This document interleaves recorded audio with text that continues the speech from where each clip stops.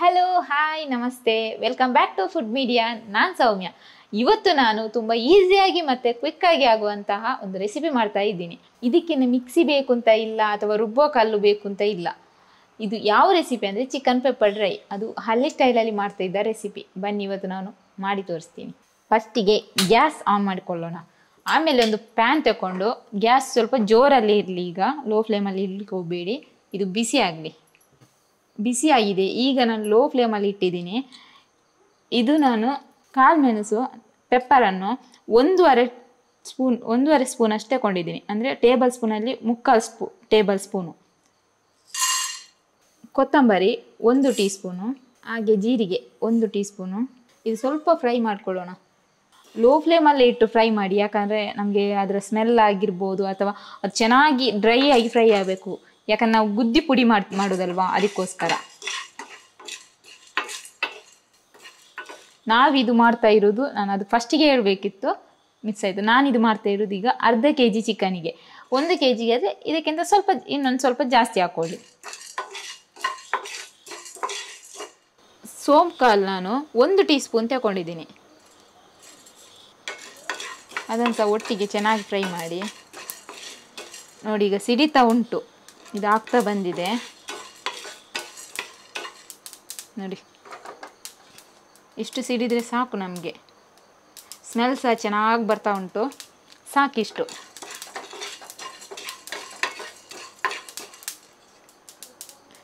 Gas off ಮಾಡ್ಕೊಡ್ತೀನಿ.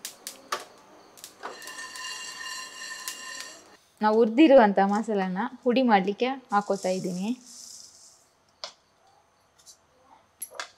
ಈಗ ಇದರಲ್ಲಿ ಚೆನ್ನಾಗಿ ಕುಟ್ಟಿ ಪುಡಿ ಮಾಡಿದರೆ ಆಯಿತು. ನಿಮ್ಮ ಹತ್ರ ಇದಿಲ್ಲ, ನಾವು ಮಿಕ್ಸಿಯಲ್ಲಿ ಪುಡಿ ಮಾಡ್ತೀವಿ ಅಂದರೆ ಅದು ಆಗ್ಬೋದು. ಆದರೆ ಈ ಥರ ಪುಡಿ ಮಾಡಿದರೆ ತುಂಬ ಟೇಸ್ಟ್ ಚೆನ್ನಾಗಿ ಕೊಡ್ತದೆ. ತುಂಬ ಟೈಮ್ ಏನು ತಗೊಳ್ಳಲ್ಲ, ಇದು ಬೇಗ ಪುಡಿ ಆಗ್ತದೆ, ಯಾಕಂದ್ರೆ ನಾವು ಬಿಸಿ ಮಾಡಿರ್ತೀವಲ್ವ.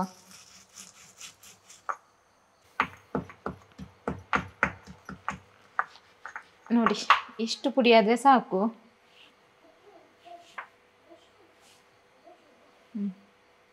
ತರಿಯಾಗಿರಲಿ. ನಾನಿಲ್ಲಿ ತೆಂಗಿನೆಣ್ಣೆ ತಗೊಂಡಿದ್ದೀನಿ. 4 ಟೀ ಸ್ಪೂನಷ್ಟು ತೆಂಗಿನೆಣ್ಣೆ. ಸ್ವಲ್ಪ ಜಾಸ್ತಿಯೇ, ಯಾಕಂದರೆ ನಾನು ಚಿಕನನ್ನು ಸ್ಕಿನ್ ಔಟ್ ಮಾಡಿ ತಗೊಂಡದ್ದು. ಚಿಕನ್ ಸ್ಕಿನ್ ಇದ್ದರೆ ಸ್ವಲ್ಪ ಎಣ್ಣೆ ಕಮ್ಮಿ ಮಾಡಿ. ಎಣ್ಣೆ ಬಿಸಿ ಆಗಲಿ. ನಾನಿಲ್ಲಿ 8 ಎಸಳು ಬೆಳ್ಳುಳ್ಳಿ ತಗೊಂಡಿದ್ದೀನಿ. ಇದನ್ನು ಸಿಪ್ಪೆ ತೆಗೆದಿಲ್ಲ, ಸಿಪ್ಪೆ ಇಟ್ಕೊಂಡೇ ನಾನು ಜಜ್ಜಿದ್ದು. ನಿಮಗೆ ಸಿಪ್ಪೆ ಬೇಕು ಅಂತ ಇದ್ದರೆ ಸಿಪ್ಪೆ ಇದ್ದೇ ಜಜ್ಜಿ, ಸಿಪ್ಪೆ ಬೇಡ ಅಂತಿದ್ರೆ ತೆಗೆದು ಜಜ್ಕೊಳ್ಳಿ. 2 ನೀರುಳ್ಳಿ ಮೀಡಿಯಮ್ ಸೈಜಿದ್ದು ತಗೊಂಡದ್ದು, ತುಂಬ ದೊಡ್ಡದೇನಲ್ಲ. ಅದನ್ನು ಇದಕ್ಕೆ ಹಾಕ್ತಾಯಿದ್ದೀನಿ. ಚೆನ್ನಾಗಿ ಫ್ರೈ ಆಗಬೇಕು. ಇದನ್ನು ಚೆನ್ನಾಗಿ ಫ್ರೈ ಮಾಡ್ಕೊಳ್ಳಿ.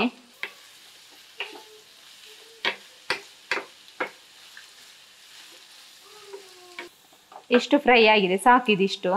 ಈಗ ಇದಕ್ಕೆ ಒಂದು ಬ್ಯಾಡಗಿ ಮೆಣಸು ತಗೊಂಡಿದ್ದೀನಿ, 1 ತಗೊಂಡಿದ್ದೀನಿ ಸಾಕು.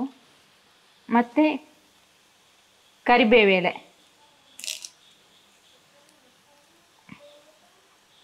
10 ರಿಂದ 15 ಎಲೆ ಕರಿಬೇವು ಎಲೆ ತಗೊಂಡಿದ್ದೀನಿ. ಚೆನ್ನಾಗಿ ಒಮ್ಮೆ ಫ್ರೈ ಮಾಡಿ. ಹೀಗೆ ಶುಂಠಿ, ಇದು ಸಣ್ಣದು ಕಟ್ ಮಾಡ್ಬೋದು, ಇಲ್ಲ ಈ ಥರ ಉದ್ದನ್ನು ಇರ್ಬೋದು. ಹೀಗೆ ಒಂದು ತುಂಡು ಸಾಕು. ಮಿಕ್ಸ್ ಮಾಡಿಕೊಂಡು ಒಮ್ಮೆ ಮಿಕ್ಸ್ ಮಾಡಿ. ನಾನು ಚಿಕನ್ ಅರ್ಧ kg ತಗೊಂಡದ್ದು.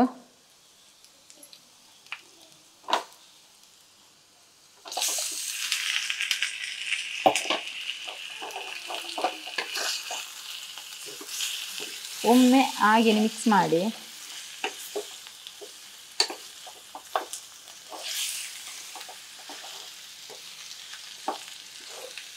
ಈ ಥರ ಮಿಕ್ಸ್ ಆದಮೇಲೆ ಇದು ನೀರು ಹಾಕ್ಲಿಕ್ಕಿಲ್ಲ ಇದಕ್ಕೆ. ಮತ್ತೆ ನೋಡಿ ಮಸಾಲೆ ಹಾಕಿದ ಮೇಲೆ ನೋಡೋಣ. ಈಗ ನೀರೇನು ಹಾಕ್ಲಿಕ್ಕೆ ಹೋಗಬೇಡಿ, ಇದು ಎಣ್ಣೆಯಲ್ಲಿ ಫ್ರೈ ಆಗಲಿ. ಈಗ ಇದಕ್ಕೆ ನಾನು ಕಲ್ಲುಪ್ಪು, ನಿಮ್ಮ ಹತ್ರ ಉಡಿ ಉಪ್ಪಿದ್ರೆ ಉಡಿ ಉಪ್ಪು ಯೂಸ್ ಮಾಡಿ, ನಿಮ್ಮ ರುಚಿಗೆ ತಕ್ಕಷ್ಟು. ಒಂದು ಸಣ್ಣ ಸ್ಪೂನಲ್ಲಿ ನಾನು 3/4 ಸ್ಪೂನಷ್ಟು ಅರಿಶಿನ ತಗೊಂಡಿದ್ದೀನಿ. ಅದನ್ನು ಹಾಕಿ ಚೆನ್ನಾಗಿ ಒಮ್ಮೆ ಮಿಕ್ಸ್ ಮಾಡಿ. ನೋಡಿ ಅದೇ ನೀರು ಬಿಡ್ತದೆ, ಬಿಟ್ಕೊಂಡು ಬರ್ತದೆ ಅದು. ಅದಕ್ಕೋಸ್ಕರ ನೀರು ಹಾಕೋದು ಬೇಡ ಅಂತ ಅಂದೆ. ಇದನ್ನೊಮ್ಮೆ ಇನ್ನೊಂದು 5 ನಿಮಿಷ ಮುಚ್ಚಳ ಮುಚ್ಚಿ ಬೇಯಕ್ಕೆ ಇಡೋಣ. ಒಂದು 2 ಹುಣಸೆ ಬೀಜ ನೋಡಿ, 2 ಇಷ್ಟು ಸಾಕು. ಇದು ನಾನು ಆವಾಗಲೇ ಹಾಕಿದ್ದೆ, ನೆನಪಿಲ್ಲ, ಈಗ ಹೇಳ್ತಾ ಇದ್ದೀನಿ. ಇದಿಷ್ಟು ನೀರು ತಗೊಂಡಿಟ್ಟಿದ್ದೀನಿ. ನಿಮ್ಗೆ ಇಲ್ಲ ನಾವು ಸೋಯಾ ಸಾಸ್ ಹಾಕ್ತೀವಿ ಅಂದರೆ ಸೋಯಾ ಸಾಸ್ ಹಾಕ್ಬೋದು, ಅದು ಸಹ ಚೆನ್ನಾಗಾಗ್ತದೆ. ನಾನು ಹುಣಸೆ ಹಣ್ಣಿಂದು ರಸ ಹಾಕ್ತಾ ಇದ್ದೀನಿ. ಈಗ ಇಲ್ಲಿ ಇದು ನೀರು ಬಿಟ್ಟಿರ್ತದೆ ನೋಡಿ, ಚಿಕನ್ ನೀರು ಬಿಟ್ಟಿದೆ ನೋಡಿ. ಅದಕ್ಕೆ ನೀರು ಹಾಕೋದು ಬೇಡ ಅಂತ ಹೇಳೋದು, ಯಾಕಂದರೆ ಚಿಕನ್ ನೀರು ತುಂಬ ಬಿಡ್ತದೆ. ಫ್ರಿಜ್ಜಲ್ಲಿಟ್ಟರೆ ಇನ್ನೂ ಜಾಸ್ತಿ ನೀರು ಬಿಡ್ತದೆ ನೋಡಿ. ಈಗಿದು ಬೆಂದಿದೆ, ಮುಕ್ಕಾಲು ಬಾರಿಸಿ ಬೆಂದಿದೆ. ಈಗ ನಾವು ಇದಕ್ಕೆ ಇಚ್ಚಿಕಿಟ್ಟಂತಹ ಹುಣಸೆ ಹಣ್ಣಿನ ರಸನ ನೀರನ್ನು ಹಾಕೋಣ.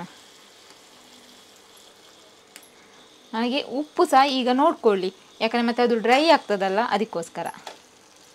ನಾನು ಹುಡಿ ಮಾಡಿಟ್ಟಂತಹ ಮಸಾಲೆನ ಹಾಕ್ತಾ ಇದ್ದೀನಿ ನೋಡಿ. ಮಾತ್ರ ಪರಿಮಳ ಅಂತೂ ಸೂಪರ್ ಉಂಟು, ಚೆನ್ನಾಗಿ ಬರ್ತಾ ಉಂಟು ಸ್ಮೆಲ್. ಎಲ್ಲವನ್ನ ಮಿಕ್ಸ್ ಹಾಕಿದ್ದೀನಿ. ಈಗ ಇದನ್ನು ಒಮ್ಮೆ ಮಿಕ್ಸ್ ಮಾಡಿ,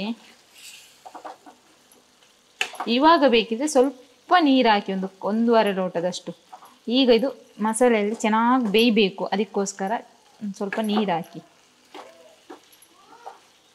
ನಾನು ಇದರಲ್ಲಿ 1 ಲೋಟ ನೀರು ತಗೊಂಡಿದ್ದೀನಿ, ಅದರಲ್ಲಿ ಅರ್ಧ ಲೋಟ ನೀರು ಹಾಕ್ತಾ ಇದ್ದೀನಿ ನೋಡಿ. ಅದೇ ಜಾಸ್ತಿ ಆಯಿತು, ಸಾಕಿಷ್ಟು. ಇದು ಮಸಾಲೆಯಲ್ಲಿ ಚೆನ್ನಾಗಿದು ಬೇಯಬೇಕು.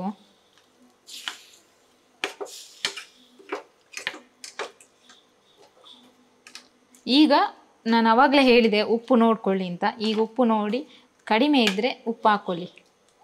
ಹೀಗಿದು ನಾನು ಲೋ ಫ್ಲೇಮಲ್ಲಿ ಇಡ್ತಾ ಇದ್ದೀನಿ. ಇದು ಲೋ ಫ್ಲೇಮಲ್ಲಿ ಒಂದು 10 ನಿಮಿಷ ಬೇಯಬೇಕು. ಮುಚ್ಚಿಟ್ಟು ಚೆನ್ನಾಗಿ ಒಂದು 10 ನಿಮಿಷ ಬೇಯಲಿಕ್ಕೆ ಬಿಡಿ.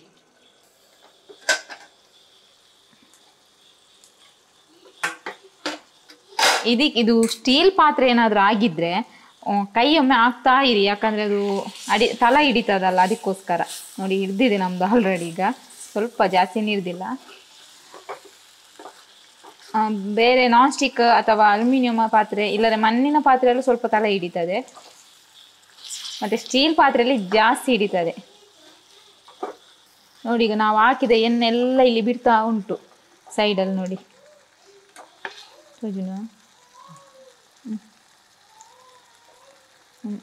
ಈಗ ಇದು ರೆಡಿ ಆಗ್ತಾ ಬಂತು.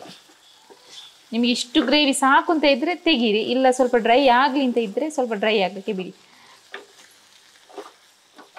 ಇದೀಗ ಚೆನ್ನಾಗಿ ಖಾರ ಎಲ್ಲ ಸ್ಮೆಲ್ ಎಲ್ಲ ಸೂಪರ್ ಆಗಿರ್ತದೆ, ಟೇಸ್ಟ್ ಅಂತೂ ಆಸಮ್ ಆಗಿರ್ತದೆ. ಒಂದು ಟ್ರೈ ಮಾಡಿ ನೀವು ಸಹ, ಯಾಕಂದರೆ ಈಸಿಯಾಗಿ ಉಂಟು, ಏನು ಕಷ್ಟ ಮಾಡಬೇಕು ಅಂತಿಲ್ಲ, ಕರೆಂಟ್ ಬೇಕು ಅಂತಲೂ ಇಲ್ಲ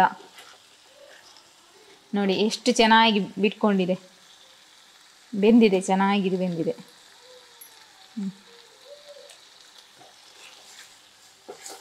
ಓಕೆ, ಇದು ಆಯಿತು. ಈಗ ಗ್ಯಾಸ್ ಆಫ್ ಮಾಡ್ಕೊಳ್ಳೋಣ.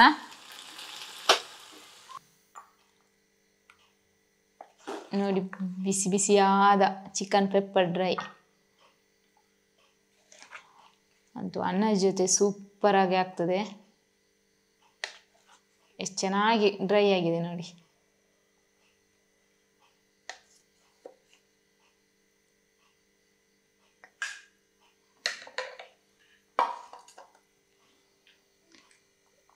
ನೋಡಿ ಎಷ್ಟು ಚೆನ್ನಾಗಿ ಬೆಂದಿದೆ.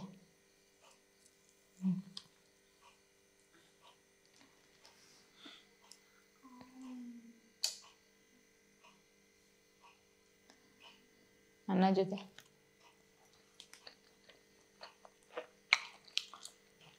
ಖಾರ, ಉಪ್ಪು, ಹುಳಿ ಎಲ್ಲನೂ ಸೂಪರಾಗಿದೆ. ನಿಮ್ಗೆ ಇನ್ನೂ ಮಾತ್ರ ಇದಕ್ಕೆ ಇನ್ನೂ ಖಾರ ಬೇಕು ಅಂತ ಇದ್ದರೆ 1-2 ಹಸಿಮೆಣಸಿನ್ಕಾಯಿ ಲಾಸ್ಟಿಗೆ ಹಾಕಿ, ಅದು ಇನ್ನೂ ಚೆನ್ನಾಗಿ ಟೇಸ್ಟ್ ಕೊಡ್ತದೆ. ಯಾಕಂದರೆ ಹಸಿಮೆಣಸಿನ್ಕಾಯಿದ್ದು ಫ್ಲೇವರು ಇನ್ನೂ ಚೆನ್ನಾಗಾಗ್ತದೆ. ನಾನು ಹಾಕಲಿಲ್ಲ, ಮರ್ತೋಯ್ತು. ನೀವು ಹಾಕಿ, ಲಾಸ್ಟಿಗೆ ಹಾಕಿ. ಸೂಪರಾಗಿ ಆಗಿದೆ. ನಿಮ್ಗೆ ಯಾವುದು ಏನು ಮಿಕ್ಸಿ ಬೇಕು ಅಂತಿಲ್ಲ, ಏನು ಬೇಕು ಅಂತಿಲ್ಲ, ಒಂದು ಸೂಪರಾಗಿ ಆಗ್ತದೆ, ಅದು ಬೇಗ ಸಾಕ್ತದೆ ನಮಗೆ. ಒಂದು 10 ನಿಮಿಷದಲ್ಲಿ ಚಿಕನ್ ರೆಡಿ ಆಗ್ತದೆ. ಯಾರಾದರೂ ನೆಂಟರು ಬಂದಾಗ ಏನು ವೆರೈಟಿ ಮಾಡೋದು ಅಂತ ಇದ್ರೆ ಈ ರೀತಿ ಮಾಡಿ ಕೊಡಿ, ಅವರಿಗೂ ತುಂಬ ಖುಷಿ ಆಗ್ತದೆ.